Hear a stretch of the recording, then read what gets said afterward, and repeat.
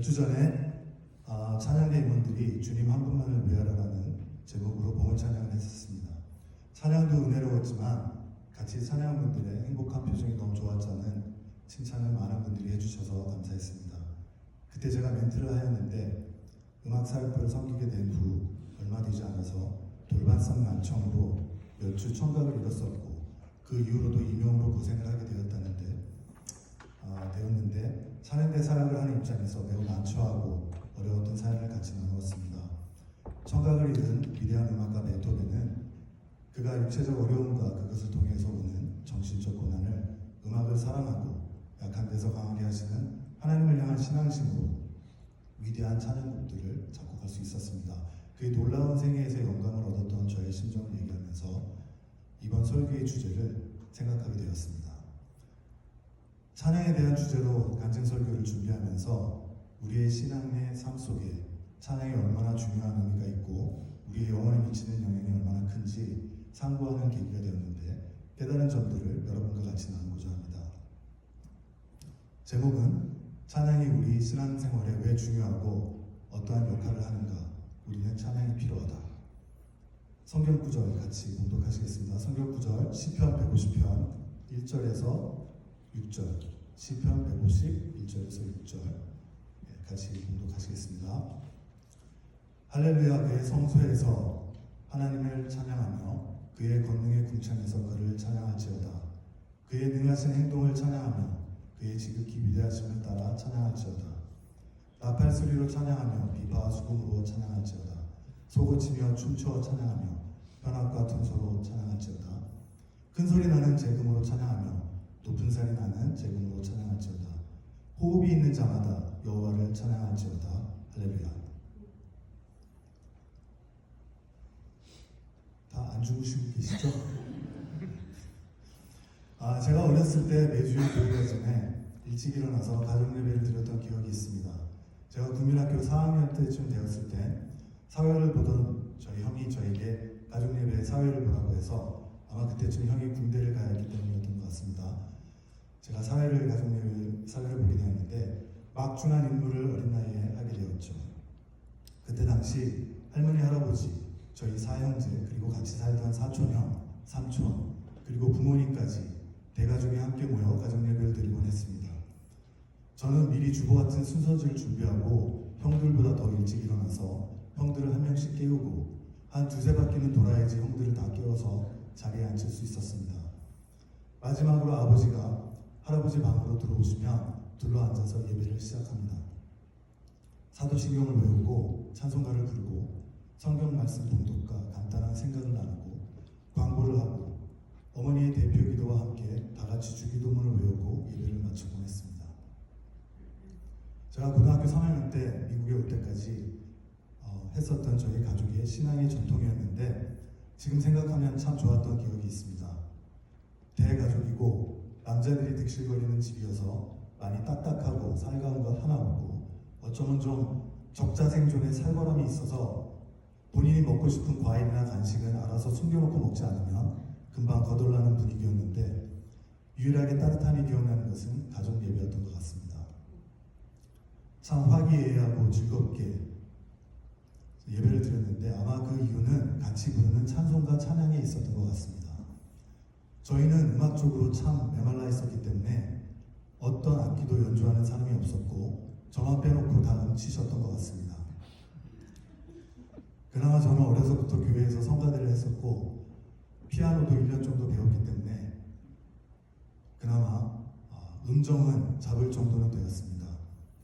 그래서 찬송가를 같이 부르는 찬양 시간에 형들 중에 한 명이 약간 이상하게 첫음을 잡고 시작을 해도 아무도 그것을 이상하게 생각하지 않고 다 같이 따라 부르다가 중간쯤 가면 음이 다 불협화음이 돼서 각기 이상한 음을 내며 또 목소리는 이북분들이라 좀 크신 게 아니시라서 찬송가 한 3절쯤 향해 달리다가 누군가 웃기 시작하면 참던 웃음을 못 참고 터져서 다 같이 박장대소로 웃다가 찬송가 4절까지 다 부르지 못하고 끝내는 경우가 거의 매번 있었습니다.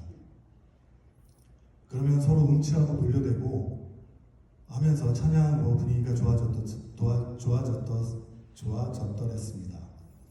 그러면 모이기 싫고 피곤하고 가족예배에 참석하기 싫어했던 형들과 저는 늘 기분이 좋아져서 가족예배를 마치고 주일 예배 드리러 교회에 갔었던 추억이 있습니다. 제가 결혼을 하면서 저와 저희 아내가 본가에서 부모님과 한 1년 정도 같이 사는 적이 있습니다. 그 당시 명절이 돼서 이제 형들이 본가에 다 같이 모여서 가족예배를 드리게 되었습니다. 아내는 저희 집 가족예배에 대한 우픈 얘기를, 우픈은 웃기지만 슬픈 얘기를 이미 저를 통해 많이 들었지만 시집와서 실체를 이제 처음 보게 된 것이었습니다. 참고로 저희 아내의 집안은 장모님은 피아노를 전공하셨고 처형은 작곡을 전공하였으며 저희 장인어른은 예배에 있어 찬양의 중요성에 대해서 박사학위를 받으셨고 음악성이 좋으셔서 독학으로 못 다루는 악기가 없을 정도이고 저희 집사람과 처제도 그런 집안 분위기에서 어려서부터 피아노를 배웠고 저희 아내는 절대음감과 청음 능력이 있어서 노래를 한 번 들으면 피아노로 재현해서 칠 수 있는 사람입니다. 그래서 저희 아내와 처갓집에서 가족예배를 드리면 각종 악기와 아름다운 화음으로 찬양을 하는 것이 익숙한 집안 분위기에서 자라났다는 것이었습니다. 제 입장에서 한 번도 경험해보지 못한 참 부러운 먼 나라 이야기였습니다. 그런데 이런 음악성이 풍부한 환경에 있던 저희 아내가 저희 집안 사람들과 같이 드디어 가족예배를 드리게 되었고 기다리고 기다리던 찬양의 시간이 돌아왔습니다. 아무래도 새색 씨가 음악적으로 그래도 괜찮을 것이라 생각을 해서 첫음을 부를 것을 부탁했고 아내의 첫음으로 찬송가를 시작했습니다. 그리고 모든 사람이 따라서 합창을 하기 시작합니다. 여기까지는 굉장히 좋았습니다. 그럼에도 불구하고 점점 음들이 이상하게 불협화음으로 치닫고 결국은 누군가의 피식하며 참던 웃음이 폭발하고 다들 박장대소를 하기 시작했는데 그 참지 못하고 피식하면서 결국 웃다가 턱이 빠질 뻔했다는 이 사람은 새색 씨 제 아내였던 것이었습니다. 새색 씨에 대해 참사가 일어난 것이었죠. 그 후에 저의 아내와 보통의 경우에 불협화음이 두드러지게 되면 대부분 소리를 좀 작게 내거나 조심하는데 어쩌면 그렇게 모두 불협화음을 신경 쓰지 않고 크게 합창을 할 수 있는지 대단하다고 너무 웃겨서 웃음이 터져버리고 말았다고 고백했던 에피소드가 있습니다. 재미있던 찬양에 얽힌 에피소드지만 저에게는 굉장히 아름답고 잊지 못할 행복한 추억이었습니다. 성경은 찬양이 무엇이고 왜 우리에게 필요한지 말씀해 줍니다. 몇 가지로 말씀을 드릴 텐데 첫 번째로 찬양은 하나님의 우리를 향한 명령입니다. 호흡이 있는 자마다 여호와를 찬양하라고 말씀하십니다. 시편 150편 1절은 할렐루야로 시작합니다. 히브리어에 할랄이라는 단어가 있는데 뜻은 빛나다, 자랑하다, 칭송하다 라는 뜻입니다. 할렐루야의 어근이기도 합니다. 할렐루야는 여호와를 찬양하라는 뜻이 있죠. 찬양은 하나님을 높이고 경배하는 중요한 행위이고 하나님을 향한 경외와 사랑을 표현하는 깊은 영적 행위입니다. 위의 시편 9절처럼 하나님의 위대하심을 선포하는 것이고 찬양은 하나님의 은혜와 사랑에 대한 감사를 표현하는 감사와 기쁨의 표현이기 때문에 찬양하라고 명령하십니다. 시편 100편 4절에선 감사함으로 그의 문에 들어가며 찬송함으로 그의 궁전에 들어가서 그에게 감사하며 그의 이름을 송축할지어다 라고 말씀하십니다. 또한 찬양은 우리의 믿음의 도구이자 영적 전쟁에서 승리하는 강력한 무기이기도 합니다. 그 예로 역대하 20장 21절에서 22절에 노래하는 자들을 택하여 거룩한 예복을 입히고 군대 앞에서 행진하며 여호와를 찬송하여 이르기를 여호와께 감사하세 그의 인자하심이 영원하도다 하게 하였더니 그 노래와 찬송이 시작될 때 여호와께서 복병을 두어 유다를 치러 온 암몬 자손과 모압과 세일산 주민들을 치게 하심으로 그들이 패하였으니 라고 말씀하신 것처럼 찬양은 영적 전쟁에서 선봉장으로 맨 앞에서 행진합니다. 혹시 지금 영적 공격을 받고 계십니까? 찬양으로 맞서십시오. 지치고 힘들어서 낙심하고 절망 가운데 있을 때 심지어 기도조차 나오기 힘든 상황에서도 찬양은 들을 수 있고 할 수 있는데 하나님께서 싸울 수 있는 힘을 주실 것입니다. 두 번째로 찬양은 하나님의 임재를 경험하는 통로입니다. 찬양은 믿음과 기도의 연장선상에 있습니다. 선율이 있는 기도입니다. 찬양 속에 있는 신앙 고백의 한 소절은 때때로 그 어떤 설교보다도 더 파워풀한 영적 영향을 미치기도 합니다. 시편 22편 3절에 이스라엘의 찬송 중에 계시는 주여 주는 거룩하시니이다 라고 말씀하시는 것처럼 하나님 아버지는 저희의 찬송 중에 임재하십니다. 제가 전도하려고 노력했던 한 형제의 이야기입니다. 제가 미시간에 있을 때 독실한 불교 신자였던 어느 한 형제가 한국 학생들과 어울리고 싶어서 제가 다녔던 유학생 교회에 가끔 나오곤 했습니다. 교회에서 만나서 어느 정도 친해졌고 동갑내기였기에 부부끼리도 같이 식사도 하곤 했습니다. 그러면서 저는 먼저 휴스턴에 오게 되었고 그 친구도 얼마 되지 않아 공부를 마치고 휴스턴으로 직장이 되어 오게 되었습니다. 저는 잘 되었다 싶어 그 당시 저희 목장으로 초대하였습니다. 아주 독실한 불교 신자이면서도 다행히 다른 종교에 대한 거부감이 없던 그 친구 부부는 목장과 교회에 같이 참석하게 되었습니다. 나중에 그 친구의 간증을 통해 알게 된 내용입니다. 그 친구의 이야기론 목장에는 사람들과의 교제가 좋아서 나오게 되었지만 주일 예배 시간에는 불심이 충만했던 그 형제는 설교 중에도 본인도 참선을 하면서 시간을 때웠다고 했습니다. 눈을 감고 하면서 참선을 했다고 하네요. 그런데 어느 날 아침에 샤워를 하는데 갑자기 자기 입에서 복음 성가를 흥얼거리는 자신을 발견하게 되었답니다. 예배 중에 참선을 그렇게 열심히 했는데 가랑비에 옷이 젖듯이 자기도 모르게 선율에 묻어있는 신앙 고백의 가사를 흥얼거리고 따라하고 있었다는 것이었습니다. 일단 노래와 가사가 머리에서 떠나지 않고 깊게 남아있게 되었다는 것이었습니다. 그것을 시작으로 점점 찬양의 가사처럼 자신도 그런 신앙 고백을 하게 되었고 생명의 삶도 듣게 되고 예수 영접하고 침례받게 되었다는 놀라운 스토리입니다. 그 이후에도 이 형제는 늘 찬양으로 많은 은혜를 받았다고 했고 신앙생활을 열심히 하게 되었습니다. 이렇듯 찬송 중에 계시는 하나님을 만난 것이었습니다. 세 번째로 찬양은 기쁨과 회복에 유익을 줍니다. 찬양은 영혼을 회복시키고 기쁨이 샘솟게 합니다. 이사야서 61장 말씀에 찬양으로 선율을 입힌 복음 성가가 있습니다. 내 손을 주께 높이 듭니다. 내 찬양 받으실 주님, 내 마음을 주께 활짝 엽니다. 내 찬양 받으실 주님. 이쯤 되면 같이 따라 하시는데 슬픔 대신 희락을, 제 대신 화관을, 근심 대신 찬송의 옷을 주셨네. 부흥 강사 분들이 하시는 것처럼 언젠가는 제가 간증설교한테 찬양을 한번 해보겠다고 결심했었습니다. 이처럼 이 가사에서 말씀해 주시는 것처럼 저에게 슬픔 대신 희락을, 제 대신 화관을, 근심 대신 찬송의 옷을 주셨습니다. 저희 부부는 매주 수요일에 수요기도회를 마치고 찬양 연습에 참여합니다.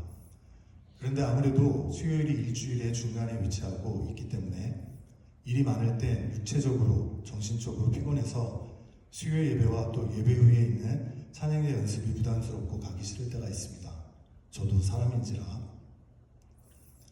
그런데 신기한 것은 연습 가기 전에는 스트레스 만빵에 몸은 떡실신 일보 직전이었는데 연습하느라 찬양을 목청 놓아 마음껏 부르고 아름다운 선율의 가사의 내용에 흠뻑 젖어 마음으로 되새기고 나면 기분도 좋아지고 스트레스는 사라지고 심지어 몸도 가벼워지는 경험을 매번 하게 됩니다.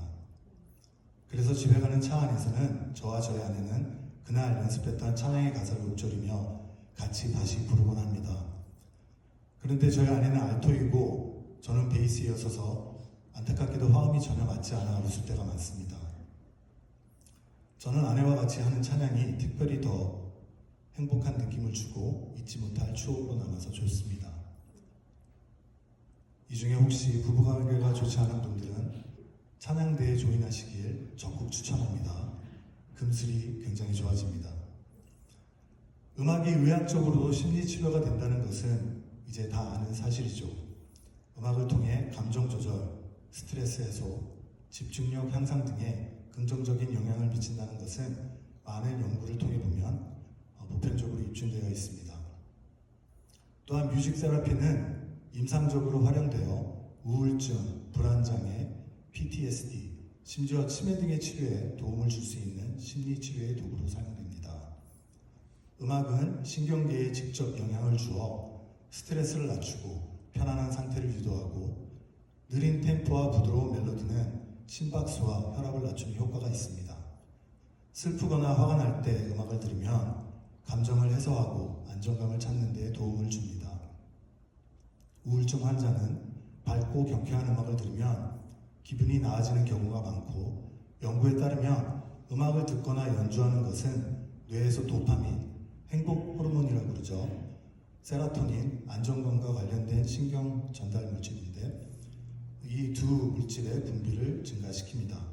이런 이유로 ADHD나 PTSD는 외상 후 스트레스 장애를 말씀하는데 PTSD 환자들에게도 증상을 완화하는 데 쓰이고 치매 환자에겐 과거의 기억을 떠올리게 하여 인지 기능 유지에 도움을 줄 수 있습니다. 이렇듯 그냥 좋은 음악만으로도 심리 치료가 가능한데 찬양을 통해서 우리가 영혼과 마음과 정신에 받을 수 있는 유익과 은혜는 정말 많다는 것을 알 수 있습니다. 네 번째 마지막으로 찬양은 우리의 삶 그 자체가 되어야 합니다. 단순히 예배 시간에만 드리는 찬송만이 아니라 삶의 모든 순간에서 이루어져야 합니다. 하모니를 추구하는 삶을 살아야 합니다. 찬양의 형태는 우리가 아는 노래와 음악을 통한 찬양이 있고요. 기도와 말씀을 통한 찬양, 몸짓과 춤을 통한 찬양, 그리고 마지막으로 순종과 삶의 태도를 통한 찬양이 있다고 할 수 있습니다. 로마서 12장 1절에 너희 몸을 하나님이 기뻐하시는 거룩한 산 제물로 드리라. 이는 너희가 드릴 영적 예배니라. 데살로니가 전서 5장 6절에서 8절에 항상 기뻐하라. 쉬지 말고 기도하라. 범사에 감사하라. 이것이 그리스도 예수 안에서 너희를 향하신 하나님의 뜻이니라. 이 말씀들을 실천하는 삶이 순종과 삶의 태도를 통한 찬양이라고 말할 수 있습니다. 그리고 관계 속에서나 공동체 안에서 하모니를 이루려는 노력도 삶의 태도를 통한 찬양입니다. 저는 찬양대를 하면서 배우는 것 중에 하나가 하모니에 대해서 더 많은 것을 깨닫게 됩니다. 아름다운 화음을 만들려면 나의 목소리가 다른 이들의 목소리와 잘 이루어야 하기 때문에 목소리와 조화를 이루어야 하기 때문에 주위의 사람들의 목소리와 화음을 먼저 잘 들어야 합니다. 같은 베이스의 목소리, 다른 파트, 소프라노, 엘토, 테너의 목소리를 잘 경청해야지만 나의 화음이 잘 어우러져서 아름다운 화음의 선율을 이루고 있구나를 알 수 있습니다. 그리고 나의 목소리가 너무 크거나 너무 작거나 하지 않은지 살펴서 너무 큰 소리를 내지 않고 조화로운 소리를 내려고 노력해야 하모니를 이룰 수 있습니다. 저희의 공동체 생활도 다른 사람들 간의 대인관계도 마찬가지인 것 같습니다. 주변의 소리를 잘 들을 줄 알아야 조화로운 하모니를 낼 수 있습니다. 나의 목소리도 이상한 삑사리가 나지 않게 조율할 줄 알고 다른 사람의 소리를 경청할 때 아름다운 하모니를 이룰 줄 믿습니다. 마지막으로 이렇듯 찬양은 우리의 신앙생활에 꼭 필요합니다. 그래서 호흡이 있는 자들은 하나님을 찬양해야 한다고 말씀하십니다. 그러면 어떻게 찬양을 우리 생활에 적용할 수 있을까요? 찬양을 생활 속에서 늘 실천하는 방법에는 개인적으로 기도와 함께 큐티를 하며 하나님을 노래하고 말씀을 묵상하며 찬양을 할 수 있습니다. 또한 공동체와 함께 목장에서 교회에서 함께 찬양하며 하나님의 영광을 드러낼 수 있습니다. 그리고 마지막으로 삶으로 드리는 찬양은 우리의 말과 행동, 사랑과 순종으로 하나님을 높이는 삶을 살아가는 믿음을 갖는 것입니다. 찬양을 통해 하나님과의 관계를 깊게 하고 찬양을 삶의 중심에 가까이 둠으로 더욱 깊은 영적 경험을 하게 되어 하나님을 기쁘게 하시는 저와 여러분이 되길 주님의 이름으로 축원합니다. 감사합니다.